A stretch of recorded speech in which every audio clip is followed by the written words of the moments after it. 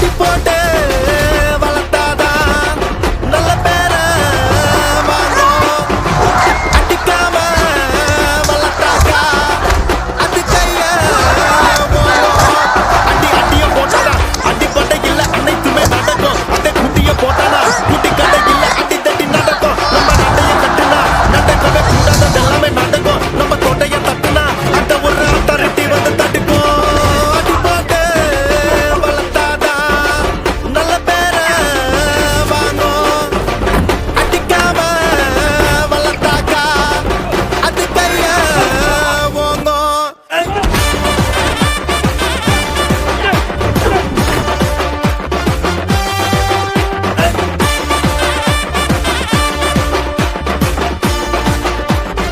ஒன்ன சத்துன்னு அடிய போட்டு விட்டுருவேன்.